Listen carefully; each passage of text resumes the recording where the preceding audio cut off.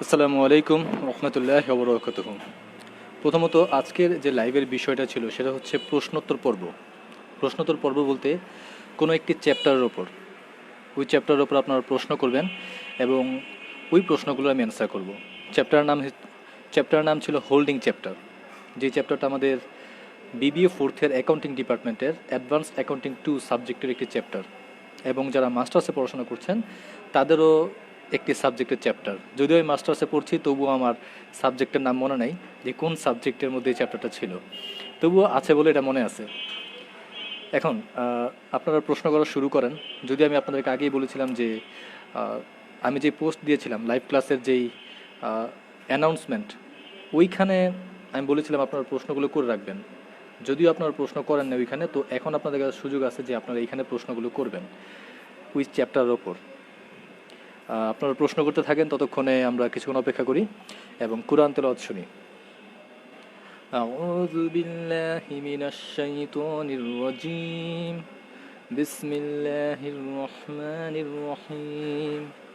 আল্লাহু লা ইলাহা ইল্লা হুয়াল হাইয়ুল কাইয়্যুম লা তা'খুযুহু সিনাতুন ওয়া লা নাওম له ما في السماوات وما في الأرض من ذا الذي يشفع عنده إلا بإذنه يعلم ما بين أيديهم وما خلفهم ولا يحيطون بشيء من علمه إلا بما شاء وسع كرسيه السماوات والأرض ولا يؤوده حفظهما وهو العلي العظيم صدق الله العلي العظيم।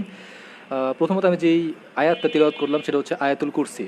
আপনারা প্রত্যেক ফরজ নামাজের পর আয়াতুল কুরসি পড়বেন। যদি কেউ এমনটা করে তাহলে তার এবং জান্নাতের মধ্যে ব্যবধান থাকবে শুধুমাত্র মৃত্যুটা।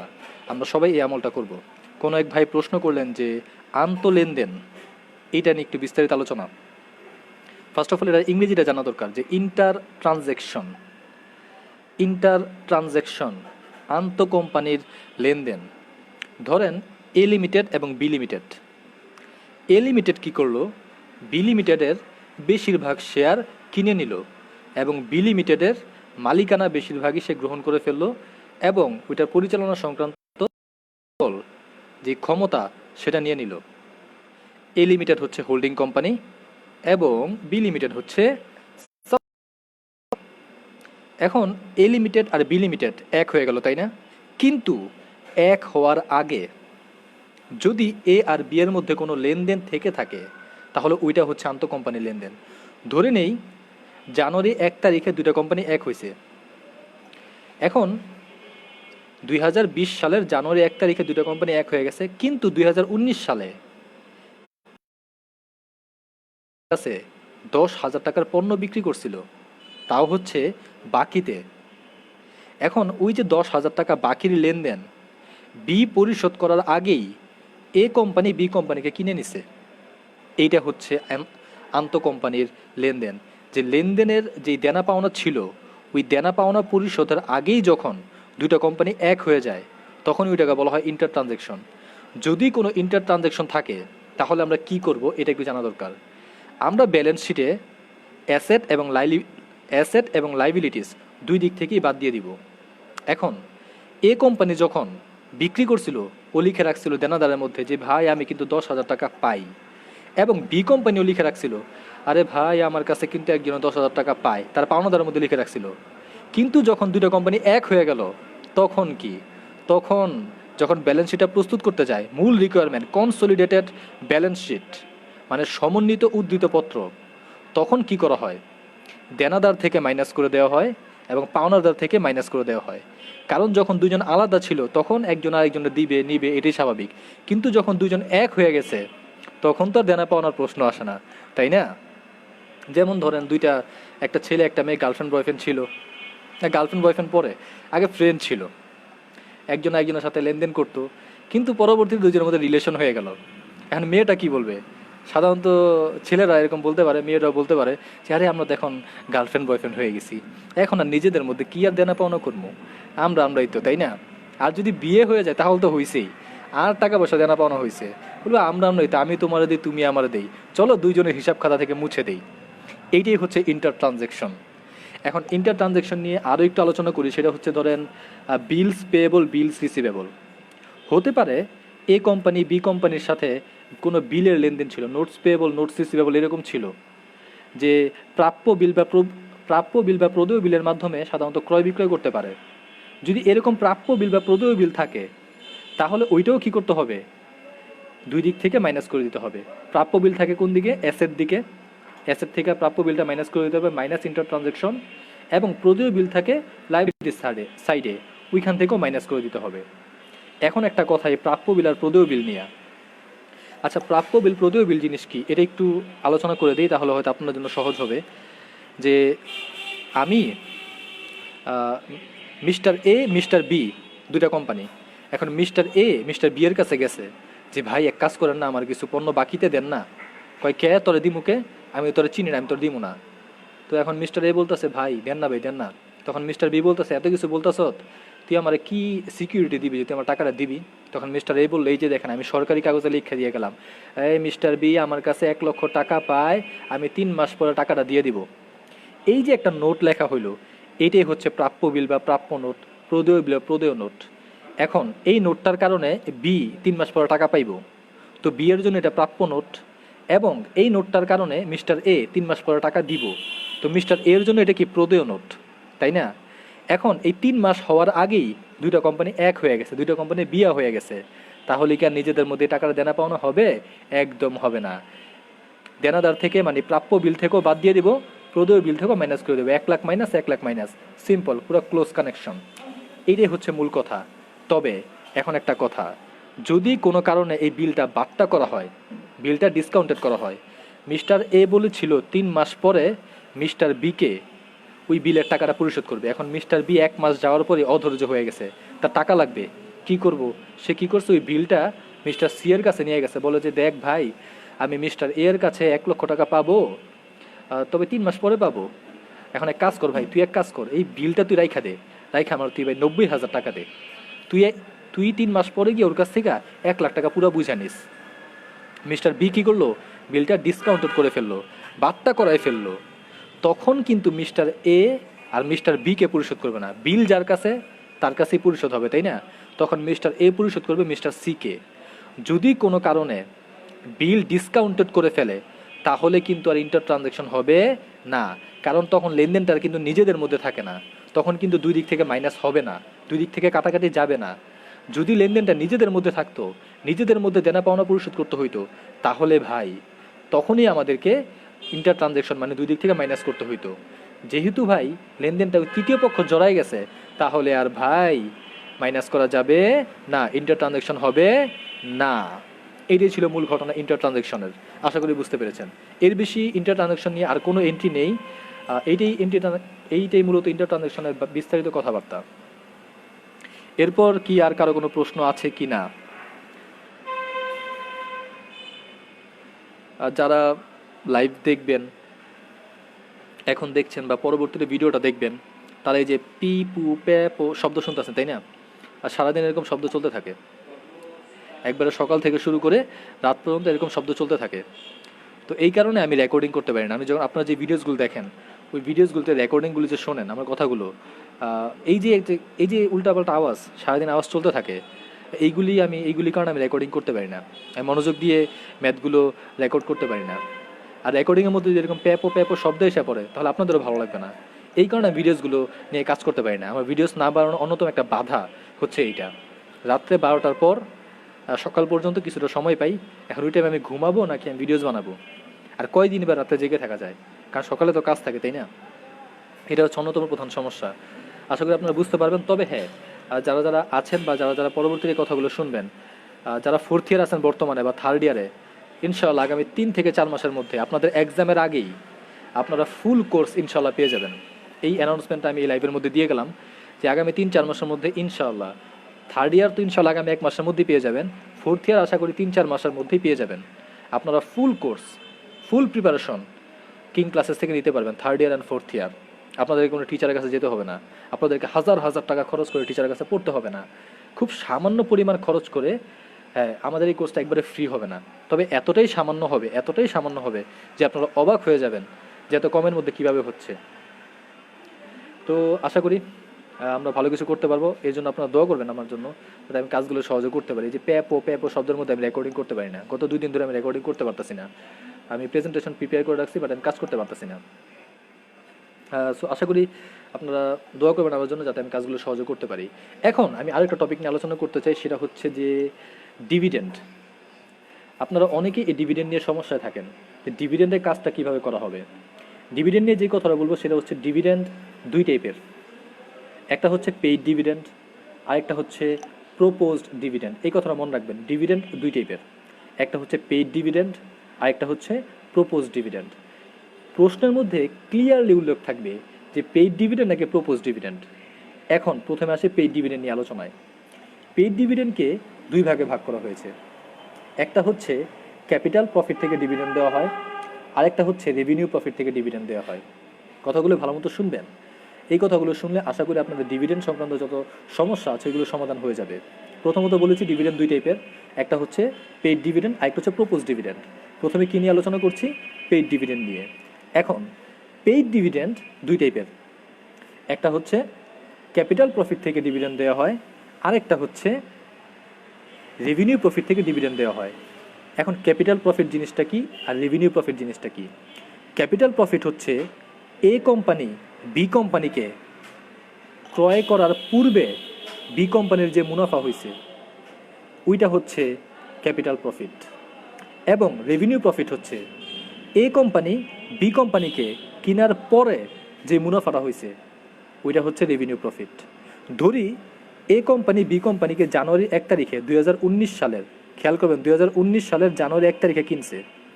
সুতরাং এই জানুয়ারি 1 তারিখের পরে যত প্রফিট সব হচ্ছে রেভিনিউ প্রফিট, এবং এই 2019 সালের জানুয়ারি 1-এর আগে যত প্রফিট সব হচ্ছে ক্যাপিটাল প্রফিট। এখন যদি ওই 2018 সালের প্রফিট থেকে ডিভিডেন্ড দেওয়া হয় তাহলে ওইটা ক্যাপিটাল প্রফিট থেকে ডিভিডেন্ড, আর যদি 2019 সালের প্রফিট থেকে ডিভিডেন্ড দেওয়া হয় তাহলে ওইটা রেভিনিউ প্রফিট থেকে ডিভিডেন্ড দেওয়া হলো। এই কথাটা ভালো মতো খেয়াল করবেন যে কিনছে 2019 সালের জানুয়ারি 1, তো এই জানুয়ারি 1-এর পরের যে প্রফিট ওইখান থেকে যদি ডিভিডেন্ড দেয় তাহলে ওইটা কি রেভিনিউ প্রফিট থেকে ডিভিডেন্ড। আর যদি 2019 সালের জানুয়ারি 1 সালের আগের প্রফিট থেকে ডিভিডেন্ড দেওয়া হয় তাহলে ওইটাকে বলা হয় ক্যাপিটাল প্রফিট থেকে ডিভিডেন্ড। এখন গুরুত্বপূর্ণ কথা হচ্ছে এই যে রেভিনিউ প্রফিট থেকে যদি ডিভিডেন্ড দেওয়া হয় তাহলে ওইটার কোনো কাজ অঙ্কের মধ্যে দেখাতে হবে না না না না না, কিন্তু যদি ক্যাপিটাল প্রফিট থেকে ডিভিডেন্ড দেওয়া হয় তাহলে ওইটার কাজটা আমাদেরকে করতে হবে। এখন কোথায় কোথায় করতে হবে, কিভাবে করতে হবে? ক্যাপিটাল প্রফিট থেকে যদি ডিভিডেন্ড দেয় ওইটার কাজ করতে হয় 4টা ওয়ার্কিংয়ের সাথে। খেয়াল করবেন যে ক্যাপিটাল প্রফিট থেকে যদি ডিভিডেন্ড দেয় তাহলে আমাদেরকে 4টা ওয়ার্কিংয়ের সাথে কাজ করতে হবে। 4টা ওয়ার্কিংয়ের নাম হচ্ছে 2, 4, 5 এবং 8। আমি যে একটা ভিডিও দিয়েছিলাম, আপনারা ইউটিউবে ভিডিওটা পেয়ে যাবেন, যে হোল্ডিং চ্যাপ্টারের উপর যে ভিডিও দিয়েছিলাম ওইখানে 8টা ওয়ার্কিংয়ের সিরিয়াল নিয়ে আমি আলোচনা করেছিলাম। ওই সিরিয়াল অনুযায়ী 2, 4, 5, 8 এই সিরিয়াল অনুযায়ী এই 4টা ওয়ার্কিংয়ের সাথে এই ডিভিডেন্ডের কাজটা হবে। 2 নম্বর ওয়ার্কিং, 4 নম্বর ওয়ার্কিং এবং 8 নম্বর ওয়ার্কিং, এই 3টা ওয়ার্কিং থেকে ডিভিডেন্ডের টাকাটা মাইনাস হবে এবং 5 নম্বর ওয়ার্কিংয়ের সাথে ডিভিডেন্ডের টাকাটা প্লাস হবে। সিম্পল কথা, 2, 4, 8 এই 3টা ওয়ার্কিংয়ের সাথে ডিভিডেন্ডের টাকাটা মাইনাস হবে এবং 5 নম্বর ওয়ার্কিংয়ের সাথে ডিভিডেন্ডের টাকাটা প্লাস হবে। সহজ কথা। এখন ডিভিডেন্ডের টাকাটা কিভাবে বের করব? একটা কথা আমাদের সকলেরই অনেকেরই অজানা যে ডিভিডেন্ড আমরা কী করি জানেন? আর ডিভিডেন্ডের টাকাটা বের করতে পারি না। একটা সময় আমিও বের করতে পারতাম না, যখন আমি 3rd ইয়ারে পড়তাম। আমি যখন আমার স্যারের কাছে পড়েছি, আমার যে অ্যাকাউন্টিং স্যার, তখন আমি এই ব্যাপারগুলো সম্বন্ধে ভালো জানতে পেরেছি। সো সবাই আমার স্যারের জন্য দোয়া করবেন। এখন ডিভিডেন্ডের টাকা, ডিভিডেন্ড দেওয়া হয় সবসময় মূলধনের ওপর, এই লাইনটাই এনাফ। ডিভিডেন্ড দেওয়া হবে কিসের ওপর? মূলধনের ওপর। বি কোম্পানি মানে যেটা সাবসিডিয়ারি কোম্পানি, বি কোম্পানি 1 লক্ষ টাকা মূলধন আর 10% ডিভিডেন্ড দিচ্ছে। সুতরাং ওই 1 লাখের ওপর 10% মানে 10,000 টাকা ডিভিডেন্ড। সিম্পল, আশা করি মনে থাকবে। ডিভিডেন্ড কিসের উপর দেওয়া হয়? মূলধনের ওপর। মূলধন যত টাকা ওইটার ওপর ডিভিডেন্ডের পার্সেন্টটা করবেন, তাহলেই আমরা পেয়ে যাব ডিভিডেন্ডের টাকা। এখন ডিভিডেন্ডের কাজটা কয়টা ওয়ার্কিং করতে হয়? 2, 4, 5 এবং 8। 2, 4, 8 এই তিনটা ওয়ার্কিং থেকে ডিভিডেন্ডের টাকা মাইনাস করতে হয় এবং 5 নম্বর ওয়ার্কিংয়ের সাথে ডিভিডেন্ডের টাকা প্লাস করতে হয়। এখন এই যে 10,000 টাকা ডিভিডেন্ড বের করলাম, প্রথমত এটা 2 নম্বর ওয়ার্কিং থেকে মাইনাস করব, 4 নম্বর ওয়ার্কিং থেকে এই 10,000 টাকায় মাইনাস করব। খেয়াল করবেন, এই যে 10,000 টাকা ডিভিডেন্ড বের করলাম, এই 10,000 টাকা ডিভিডেন্ড 2 নম্বর ওয়ার্কিং থেকে মাইনাস এবং 4 নম্বর ওয়ার্কিং থেকে মাইনাস। এখন কথা হচ্ছে এই যে 5 নম্বর ওয়ার্কিংয়ের সাথে প্লাস করব, পুরো 10,000 টাকা প্লাস করতে পারবো না। এই 10,000 টাকার মধ্যে বড় কোম্পানির অংশ যতটুকু অতটুকু প্লাস করব। বড় কোম্পানির অংশ কতটুকু এটা আমরা কীভাবে বুঝবো? আমরা কিন্তু 1 নম্বর ওয়ার্কিংয়ে হোল্ডিং রেশিওটা বের করি। হোল্ডিং রেশিও দেওয়া থাকে, তাই না? 4:1 বা 3:1 এমন একটা রেশিও দেওয়া থাকে। ধরে নিলাম 3:1। তো এই 4 ভাগের 3 ভাগ, এই 10,000 টাকার 4 ভাগের 3 ভাগ মানে 7,500 টাকা, ওইটা আমরা 5 নম্বর ওয়ার্কিংয়ের সাথে যোগ করব এবং এই 7,500 টাকাই আমরা 8 নম্বর ওয়ার্কিং থেকে মাইনাস করব। সিম্পল। 4টা ওয়ার্কিংয়ের সাথে কাজ, 2, 4, 5, 8, 2, 4, 8 এই 3টা ওয়ার্কিং থেকে মাইনাস এবং 5 নম্বর ওয়ার্কিংয়ের সাথে প্লাস করতে হবে। 2 নম্বর এবং 4 নম্বর ওয়ার্কিং থেকে সম্পূর্ণ টাকাটাই মাইনাস করব, কিন্তু 5 নম্বর এবং 8 নম্বর ওয়ার্কিংয়ের সাথে শুধু অতটুক টাকা নিয়ে কাজ হবে যতটুক বড় কোম্পানির অংশ। বড় কোম্পানির অংশটা কীভাবে বের করব? ওই যে রেশিও অনুযায়ী। আশা করি বুঝতে পারবেন। কোনো এক ভাই বেলাল হোসেন, দেখা যাচ্ছে না ভাইয়া। মূলত দেখার কিছু নাই, এইমলেস জয়, এখানে দেখার আসলেই কিছু নাই। হৃদয়, এখানে আসলেই দেখার কিছু নাই। আমি অন্ধকার করে রাখছি। আমি আমার বাসার বাইরের যে সিনারিটা, আম গাছ, ওইটা আমি দিয়ে রাখছি জাস্ট কথা শোনার জন্যই আজকের ক্লাসটা। এমনিতেও আমার কইবা দেখতে পারেন সব কথাই তো শোনেন, তাই না? সো এই হচ্ছে আমাদের ক্লাস। ডিভিডেন্ড নিয়ে আলোচনা করলাম। ডিভিডেন্ড কয় টাইপের ছিল? 2 টাইপের। একটা হচ্ছে প্রপোজ ডিভিডেন্ড, আর একটা হচ্ছে পেইড ডিভিডেন্ড। পেইড ডিভিডেন্ড নিয়ে আমাদের আলোচনা শেষ হয়ে গেল। এখন আমরা আসবো প্রপোজ ডিভিডেন্ড নিয়ে। যদিও প্রপোজ ডিভিডেন্ডের ম্যাথ এক্সামে আসে না বা এখনও পর্যন্ত আসে নাই, তবুও যদি আসলো তাহলে আমরা কি করব? এখন প্রপোজ ডিভিডেন্ডের কাজ 2টা ওয়ার্কিংয়ের সাথে হয়। একটা হচ্ছে 2 নম্বর ওয়ার্কিং, আর একটা হচ্ছে 8 নম্বর ওয়ার্কিং। প্রপোজ ডিভিডেন্ডের কাজ হয় 2টা ওয়ার্কিংয়ের সাথে। একটা হচ্ছে 3 নম্বর ওয়ার্কিং, আর একটা হচ্ছে 8 নম্বর ওয়ার্কিং। এই যে লাইন 2টা মনে রাখবেন, প্রপোজ ডিভিডেন্ডের কাজ 2টা ওয়ার্কিংয়ের সাথে। একটা হচ্ছে 3 নম্বর ওয়ার্কিং, আর একটা হচ্ছে 8 নম্বর working. Propose dividend, a company R B company দুইজনই ডিভিডেন্ড প্রপোজ করতে পারে। প্রথমে আমরা শিখব যে ছোট কোম্পানি, শুধুমাত্র ছোট কোম্পানি ডিভিডেন্ড প্রপোজ করছে, এই কথাটা মনে রাখেন। বড় কোম্পানি এখনও ডিভিডেন্ড প্রপোজ করা নাই। আমরা শুধু ছোট কোম্পানিটা দিয়ে আলোচনা করছি। ছোট কোম্পানি 10% ডিভিডেন্ড প্রপোজ করছে। এখন ওর যে 1 লক্ষ টাকা মূলধন, ওইটা 10% করবো 10,000 টাকা। আমরা 2 নম্বর ওয়ার্কিং থেকে ওই 10,000 টাকা মাইনাস করব এবং 8 নম্বর ওয়ার্কিংয়ের সাথে প্লাস করব, কিন্তু 10,000 টাকা না। বড় কোম্পানির অংশ যতটুকু অতটুকুই আমরা প্লাস করব। ওই যে 4 ভাগের 3 ভাগ, অতটুকু আমরা 8 নম্বর ওয়ার্কিংয়ের সাথে প্লাস করব। এটা ছিল প্রপোজ ডিভিডেন্ডের কাজ। প্রপোজ ডিভিডেন্ডের কাজ কয়টা জায়গায়? 2টা জায়গায়, 2 নম্বর ওয়ার্কিং এবং 8 নম্বর ওয়ার্কিং। 3 নম্বর ওয়ার্কিং এবং 8 নম্বর ওয়ার্কিং। বারবার ভুল হয়ে যাচ্ছে যে 3 নম্বর ওয়ার্কিং এবং 8 নম্বর ওয়ার্কিংয়ের সাথে কাজ হবে কোন ডিভিডেন্ডের? প্রপোজ ডিভিডেন্ডের। এখন 3 নম্বর ওয়ার্কিংয়ের সাথে কী করতে হবে? মাইনাস করতে হবে এবং 8 নম্বর ওয়ার্কিংয়ের সাথে প্লাস করতে হবে। 8 নম্বর ওয়ার্কিংয়ের সাথে কতটুকু প্লাস করব? ওই যে বড় কোম্পানির অংশ যতটুকু, তাই না? আচ্ছা, এতক্ষণ কোন কোম্পানির প্রপোজ ডিভিডেন্ড আলোচনা করছি? ছোট কোম্পানির। এখন যদি বড় কোম্পানি ডিভিডেন্ড প্রপোজ করে তাহলে ওইটার কাজ কোথায় হবে? বড় কোম্পানি যদি প্রপোজ ডিভিডেন্ড করে তাহলে ওইটার কাজ শুধুমাত্র 8 নম্বর ওয়ার্কিংয়ে। খেয়াল রাখবেন, বড় কোম্পানি যদি ডিভিডেন্ড প্রপোজ করে ওইটার কাজ শুধুমাত্র 8 নম্বর ওয়ার্কিংয়ে। ধরে নেই বড় কোম্পানির মূলধন 2 লক্ষ টাকা এবং সে 10% ডিভিডেন্ড দিবে, তাহলে 2 লক্ষ 10% কত? 20,000 টাকা। আমরা 8 নম্বর ওয়ার্কিং থেকে ওই 20,000 টাকা মাইনাস করে দিব। সিম্পল, আর কোনো কাজ নাই। যদি ছোট কোম্পানি এবং বড় কোম্পানি দুইজনে একসাথে ডিভিডেন্ড প্রপোজ করে তাহলে এই যে 2টা কাজ একসাথে করবেন। এই যে আমি ডিভিডেন্ড নিয়ে যে কথাগুলো বললাম খাতায় লিখে ফেলেন। এখন তো লিখতে পারবেন না, ভিডিওটা থাকবে, আপনারা পরবর্তীতে খাতায় নোট করে নেবেন। যদি এই নোটটুকু কেউ ভালো মতো করতে পারে এবং মনে রাখতে পারে, ডিভিডেন্ড নিয়ে কোনো ম্যাথ ইনশাআল্লাহ আটকানোর মতো কোনো প্রশ্ন কেউ করতে পারবে না। এই প্রপোজ ডিভিডেন্ড এবং পেইড ডিভিডেন্ড নিয়ে যে যত কঠিন প্রশ্নই করুক না কেন, আপনাদেরকে ইনশাআল্লাহ কখনো আটকাতে পারবে না। এই ছিল আমাদের ডিভিডেন্ড নিয়ে কথাবার্তা। যেটা নিয়ে সবার মোস্ট অফ দ্য টাইম সমস্যা দেখা যায়। এক ভাই এস এম নয়ন, আন্ডার ভ্যালিউড এবং ওভার ভ্যালিউডটা একটু বুঝাই দেন প্লিজ। আচ্ছা, আন্ডার ভ্যালিউড এবং ওভার ভ্যালিউড একটা মাত্র ম্যাথ সাধারণত আমি বইয়ের মধ্যে দেখেছি যেখানে আন্ডার ভ্যালিউড এবং ওভার ভ্যালিউড নিয়ে আলোচনা করেছে। কি হয় জানেন, ছোট কোম্পানি ভুলক্রমে তার সম্পত্তি আন্ডার ভ্যালিউড অথবা ওভার ভ্যালিউড করে ফেলেছে। প্রথমে আমরা আন্ডার ভ্যালিউড নিয়ে আলোচনা করি, ঠিক আছে? ধরে নেই সমন্বয় বলা আছে বা প্রশ্নের মধ্যে বলা আছে ছোট কোম্পানি তার সম্পত্তি 4,000 টাকা আন্ডার ভ্যালিউড করছে। খেয়াল রাখবেন, কি করছে? সম্পত্তি 4,000 টাকা আন্ডার ভ্যালিউড করছে। এখন আন্ডার ভ্যালিউড করার একটা মাত্র কারণটা হচ্ছে সে অবচয় বেশি দেখায় ফেলছিল। সে আগের বছর যখন ইনকাম স্টেটমেন্ট প্রস্তুত করতে গেছিল, সে 5,000 টাকা অবচয়ের জায়গায় 10,000 টাকা অবচয় বাদ দিয়ে দিছে। তাহলে কি সম্পত্তির মূল্য কম দেখানো হলো না? আন্ডার ভ্যালিউড করা হলো। আচ্ছা, অবচয় যখন বেশি দেখানো হয়, তাই না? অবচয় বেশি দেখাইছে মানে কি? সম্পত্তির মূল্য কমে গেছে, মানে সম্পত্তি আন্ডার ভ্যালিউড হয়েছে, সিম্পল। এখন যখন অবচয় বেশি দেখায় তখন খরচটা বেশি দেখানো হলো, তাই না? মানে ইনকাম স্টেটমেন্টে মুনাফাটা কম দেখানো হয়েছে, খরচ বেশি দেখাইছে মানে কি? মুনাফা কমে গেছে। এখন এই যে মুনাফাটা কমে গেল, এই যে মুনাফা ভুল করে তারা কমিয়ে ফেললো, আমরা যখন আমরা হোল্ডিংয়ের ওয়ার্কিংগুলো করতে যাব, 4 নম্বর যে ওয়ার্কিংটা করব ওইখানে, মানে ক্যাপিটাল প্রফিটের যে ওয়ার্কিংটা করব ওইখানে এই যতটুক আন্ডার ভ্যালুড করা হয়েছে অতটুক যোগ করে দিব। কথা শেষ। যতটুক আন্ডার ভ্যালুড করা হবে অতটুকু 4 নম্বর ওয়ার্কিংয়ের সাথে যোগ করা হবে। যদি লজিকটা না বুঝে থাকেন তাহলে মুখস্থ করে নেন, আমি যে নিয়মটা বলি।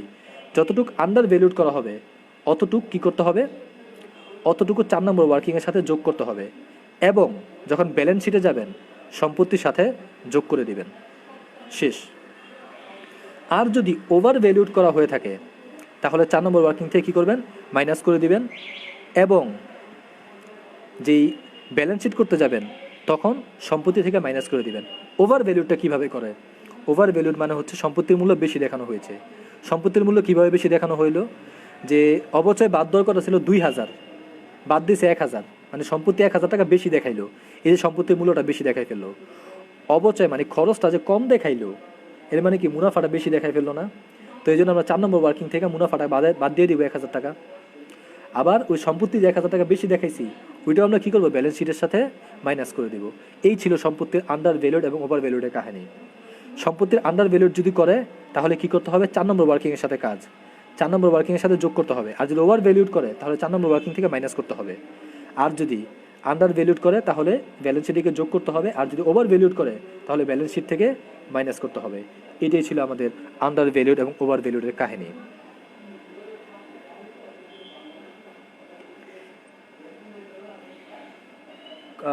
নূরজাহান হাসি, come in front of your camera under light. খুব সুন্দর ইংরেজি লিখছেন, আসলে আমি ইংরেজি কম বুঝি। First of all, come in front, আমি সামনে আসতে পারছি না, আমি আমার চেহারা দেখাইতে পারতাছি না। আর চেহারা না দেখানো অন্যতম একটা কারণ আছে, এই ব্যাপারে আমি একদিন একটা আলোচনা করব, কেন আমি আমার চেহারা দেখাই না। এই ব্যাপারে পরে বলবো। ব্যাপারটা খুব ফানি, যে কেন আমি দেখাই না, এটা ফানি ঘটনা, তো এই কারণে আমি দেখাই না আর কি। পরবর্তীতে আলোচনা করব, তখন বুঝতে পারবেন। এই ছিল আমাদের মোটামুটি ঘটনা, যে কেন আমরা আমাদের ওয়ার্ক হোল্ডিংয়ের যে ম্যাথগুলো নিয়ে যেসব ব্যাপারগুলো আপনাদের সামনে সমস্যা হয়। এরপরে আর কার কি সমস্যা আছে? ভাইয়া, আপনার কথাগুলা আপনি খাতায় লিখে দিবেন, ভালো হতো। হৃদয় ভাই, খুব সুন্দর বলেছেন। আসলে আমার এটা করা উচিত যে একটু নোট করে দেওয়া। তবে ভাই আসলে জানেন কি, দুনিয়াতে আমার মতো অলস খুব কম আছে। একটা কথা হয়তো বিশ্বাস করবেন না, যে আমার স্যার আমারে এই এমবিএতে করি আমি, আমার এখনও মাঝে মধ্যে বেদ্যা পিটায়। আমি আমার ক্লাসরুমে কোচিং ক্লাসে আমি বই খাতা নিয়ে যাই না, আমরা কষ্ট করে লিখতে হইব দেখা। এমবিএর আমার 5টা ম্যাথ সাবজেক্টের মধ্যে আমি এখনও 10টা ম্যাথ খাতায় করি নেই। তো বোঝেন আমার অবস্থা কি। এর মধ্যে আমি লিখা দিব, তাই না? আপনার এই ওয়ার্কিংগুলি, এই নোটগুলি আমি লিখা দিব। আপনার মনে হয় আমার এত মানে ধৈর্য আছে? তবে আমি চেষ্টা করবো কোনো গ্রেড নিয়ে লেখা দেওয়ার জন্য। তবে কেউ যদি আমার কথাগুলো শুনে একটা সুন্দর একটা নোট করে দিতে পারেন তাহলে ভাই আমি ওইটা আমার পেজ থেকে পাবলিশ করে দিব, তাহলে সবাই উপকৃত হবে। এইটাই হচ্ছে কথা। দেখেন আপনারা আপনাদের উপকার করেন। লাস্ট কোয়েশ্চেন, চেক ইন ট্রানজিটটা প্লিজ বুঝাই বলেন। থ্যাংক ইউ নয়ন, চমৎকার প্রশ্ন করেছেন। Check in transit, check in transit ব্যাপারটা বোঝেন। চেক ইন ট্রানজিট মানে কি জানেন? চেক রাস্তায় আছে, হাইটে হাইটে আসতেছে, এখন আসতে পারে নাই। ব্যাপারটা হচ্ছে এরকম। ধরেন a company R B company, a company B কোম্পানির কাছ থেকে 5,000 টাকা ঋণ নিছিল।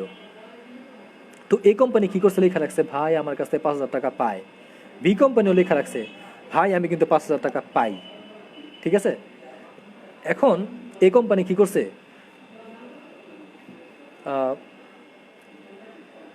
ডিসেম্বরের 25 তারিখে একটা চেক পাঠাইছে, 2,000 টাকার একটা চেক পাঠাইছে। এই ভাই আমি তোর 2,000 টাকা পরিশোধ করে দিলাম। কিন্তু দুঃখজনকভাবে চেকটা এখনো পৌঁছায় নাই, চেকটা গিয়া বি কোম্পানির কাছে এখনো পৌঁছায় নাই। আর আমার তো 31শে ডিসেম্বর হয়ে গেছে, এখন আমার ব্যালেন্স শিট করতে হইব। যেহেতু বি কোম্পানির কাছে এখনো পৌঁছায় নাই, বি কোম্পানিকে তার হিসাব থেকে মুছবে? একদম মুছবে না। কিন্তু এ কোম্পানি যখনই চেকটা পাঠাইছে, এ কোম্পানি কি করছে, তার খাতা থেকে মুচ্ছা দিচ্ছে 2,000 টাকা। এই ভাই 2,000 টাকা পরিশোধ করে দিচ্ছি, 2,000 টাকা পরিশোধ করে দিচ্ছি। কিন্তু বি কোম্পানিতে ভাই টাকাটা পায় নাই। বি কোম্পানি 5,000 টাকা 5,000 টাকা লেখা রাখছে, কিন্তু এ কোম্পানি কি করছে, এই কোম্পানি লেখা রাখছে 3,000। আর দুজনের মধ্যে ঝগড়া লেগে গেছে, তুমুল ঝগড়া লেগে গেছে। একজনে কয় টাকা দিয়েছে, একজনে কয় টাকা পাই নাই। পরবর্তীতে জানতে পারলো চেকটা এখন কি রাস্তা হাইটে আসতেছে, আমার মতো অলস ধীরে ধীরে হাঁটে আর কি।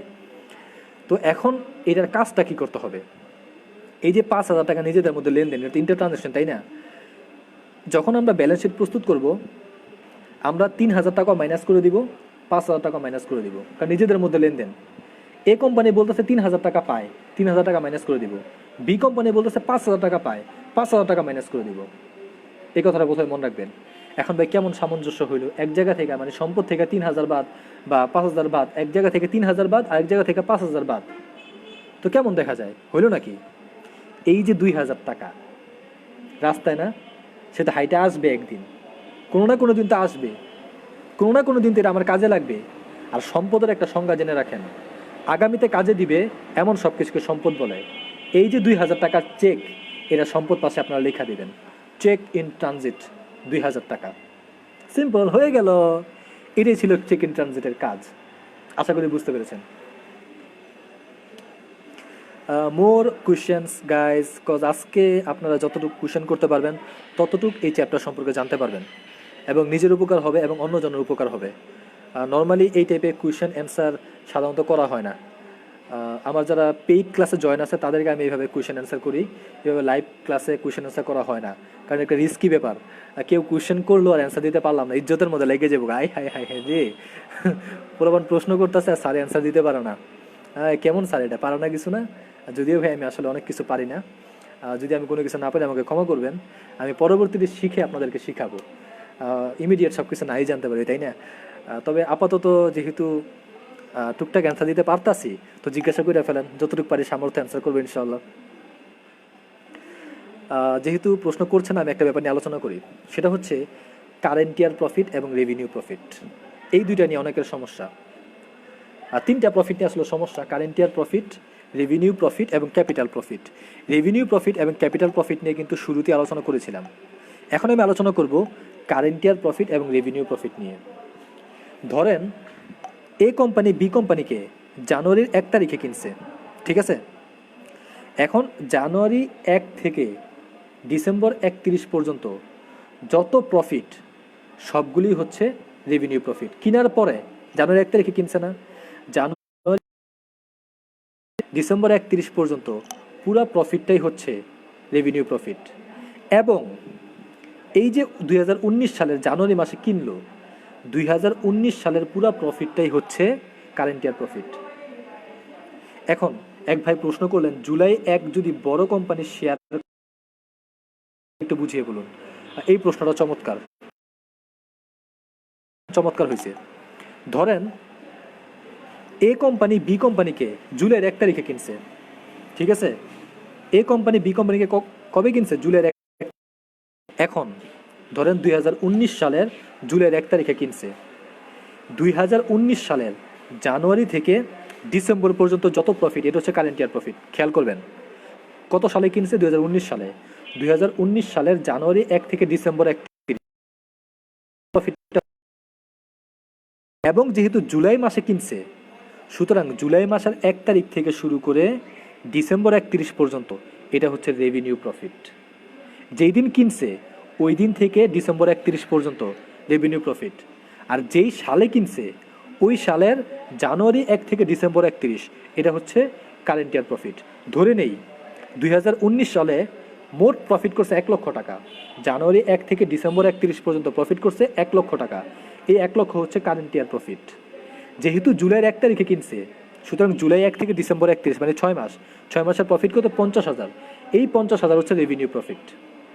এবং আমরা জানি যে কিনার আগের যে প্রফিট ওটা হচ্ছে ক্যাপিটাল প্রফিট, তাই না? জানুয়ারি 1 থেকে জুলাই 1 মানে 6 মাসের এই 50,000 টাকা হচ্ছে ক্যাপিটাল প্রফিট। কারেন্ট ইয়ার প্রফিটের যে 1 লক্ষ টাকা এটার অর্ধেকটা কোথায় গেল? ক্যাপিটাল প্রফিটের মধ্যে, এবং অর্ধেকটা কোথায় গেল? রেভিনিউ প্রফিটের মধ্যে। সিম্পল কথাবার্তা, আশা করি বুঝতে পেরেছেন। এস এম নয়ন, পরবর্তীতে রিসার্চ ম্যাথোলজি বিষয়টা যদি লাইভ ক্লাস করেন কৃতজ্ঞ থাকব। গুরুত্বপূর্ণ ম্যাথের ক্লাস আমি ইউটিউবে অনেক খুঁজছি। আসলে আমার এই কিং ক্লাসেসে অনেক কিছুই আপনারা পাবেন না। আমি জাস্ট কয়েকটা টপিক নিয়ে আলোচনা করছি, কয়েকটা ম্যাথের ভিডিওস দিছি। আশা করি আগামী 3-4 মাসের মধ্যে 3rd ইয়ার 4th ইয়ার দুটোই কমপ্লিট করতে পারবো।